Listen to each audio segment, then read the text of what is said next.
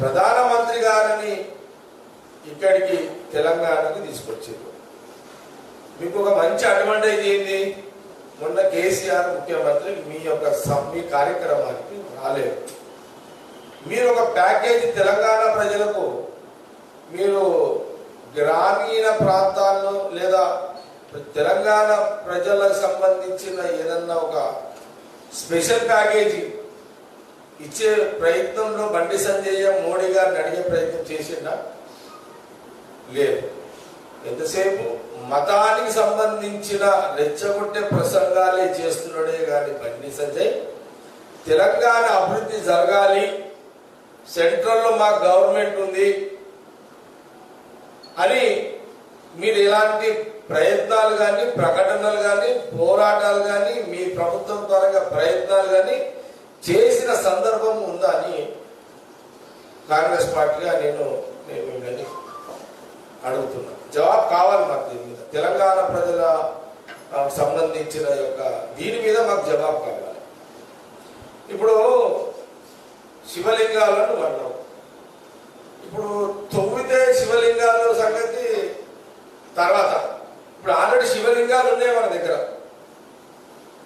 చరిత్ర గల శివలింగాలు తెలంగాణలో అనేకం ఉన్నాయి. ఏ శివలింగ దేవాలయానికి కేంద్ర ప్రభుత్వం డబ్బులు తీసుకొస్తున్నాన్ని అన్న చరిత్ర బీజేపీ కానీ ఇప్పుడున్న బండి సంజయ్ అన్నడా?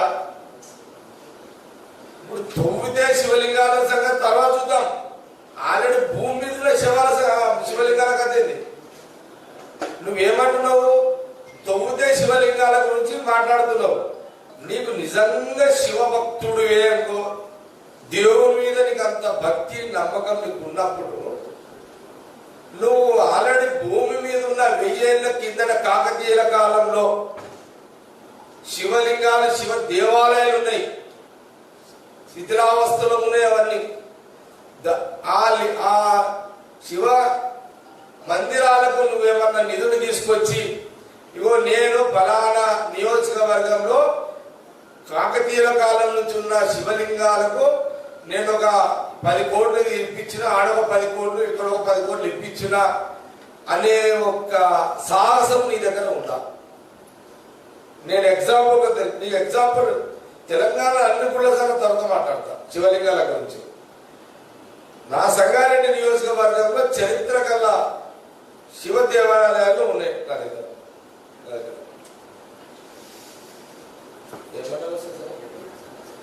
సంగారెడ్డి మండలంలో కల్పకూర్ అనే గ్రామం ఉంది.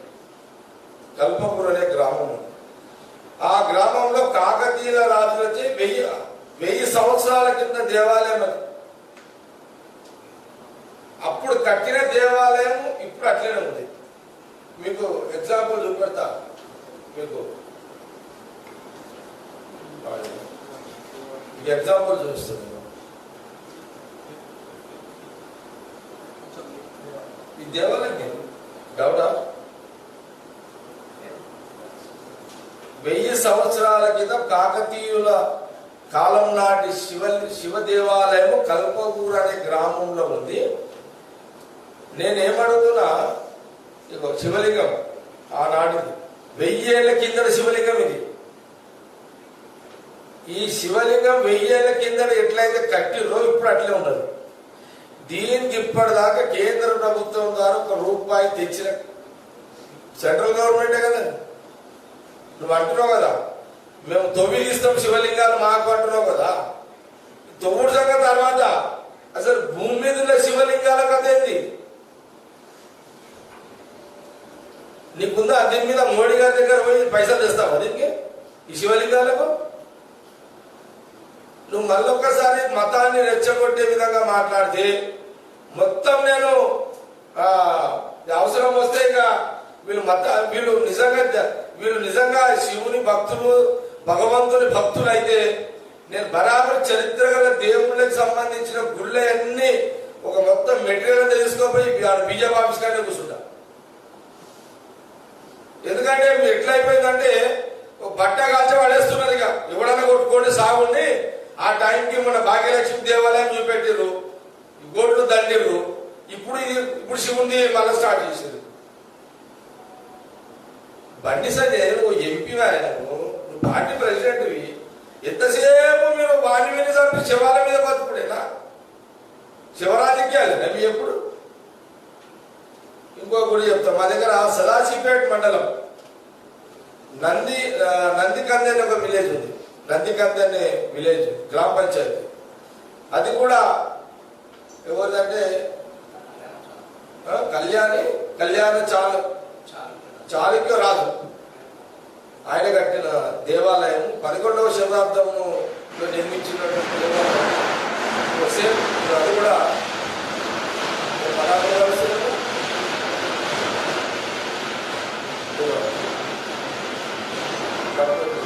చూడండి.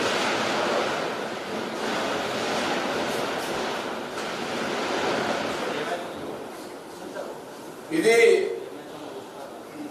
ఆనాటి దేవాలయం. ఇలాంటి దేవాలయాలు సంగారెడ్డి నియోజకవర్గంలో నేను ప్రస్తుతానికి బీజేపీ బండి సంజయ్ ఎంపీకి శివభక్తుడు కదా, శివలింగాల మీద మాట్లాడుతాడు కదా.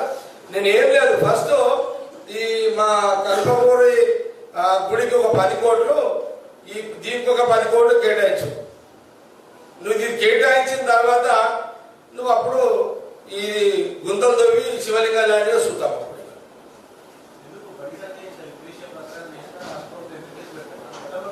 అడుగుతా ఇప్పుడు ఇది అయిపోయింది కదా.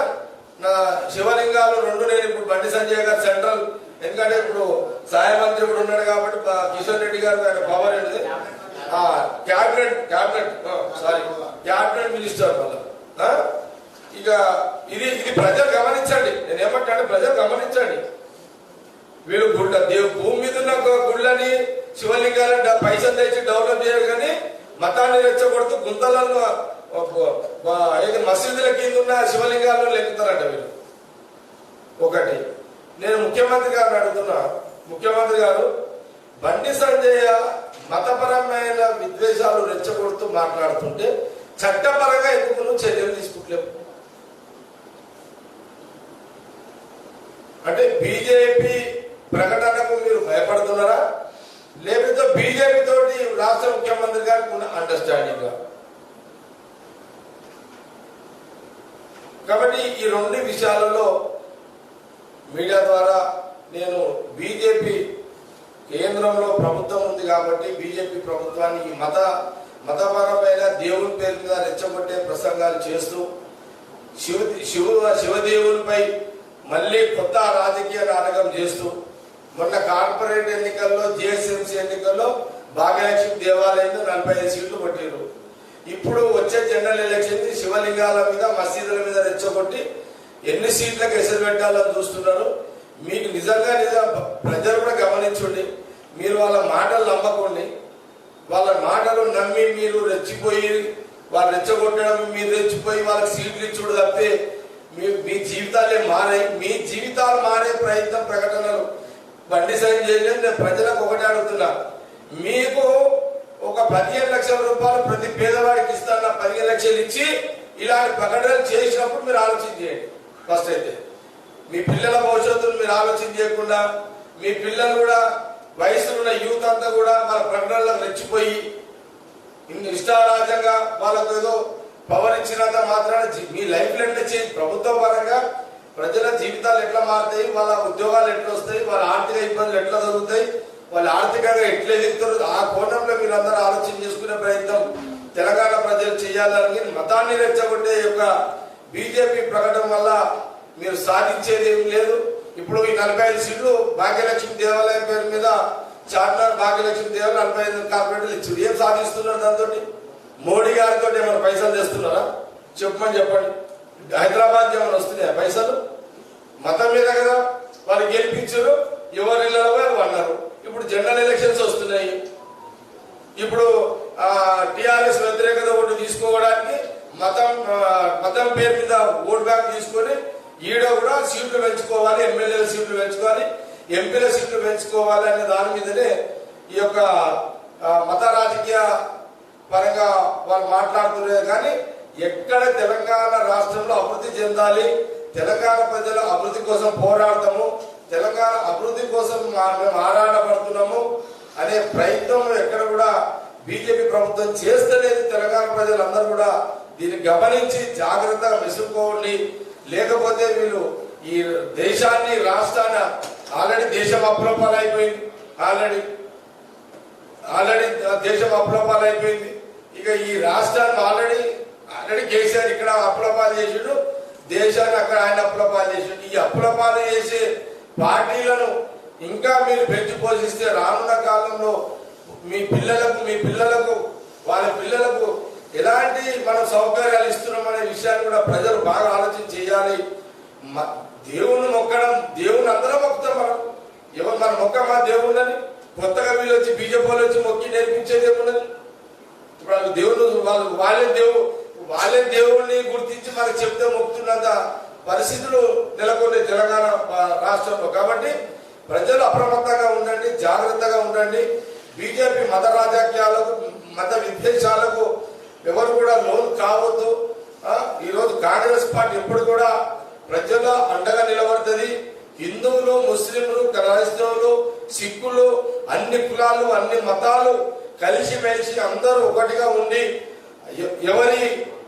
అందరం ఆర్థికాభివృద్ధి చెందాలి అనే ఒక కాన్సెప్ట్ లో, ఒక సెక్యులర్ భావాలతో కాంగ్రెస్ పార్టీ పనిచేస్తుంది అనేది చరిత్ర మీ అందరూ కూడా తెలిసిన విషయమే. ఈ మత రాజకీయాలకు లోటు కావద్దు.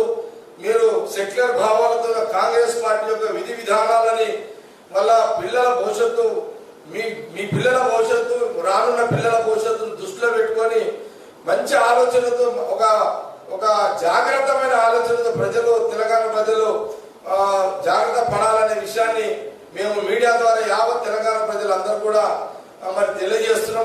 హాయ్ ఫ్రెండ్స్, మా టుడే టుమారో యూట్యూబ్ ఛానల్ చూస్తున్నందుకు చాలా థ్యాంక్స్. మరిన్ని లేటెస్ట్ వీడియోస్ కోసం వెంటనే సబ్స్క్రైబ్ చేయండి. అలాగే ఈ బెల్ ని కూడా రింగ్ చేసేయండి. మా నోటిఫికేషన్స్ అన్ని మీ మొబైల్లో వస్తాయి. అలాగే మా వీడియోస్ మీకు నచ్చితే లైక్ చేయండి, షేర్ చేయండి, నచ్చకపోతే కామెంట్ చేయండి.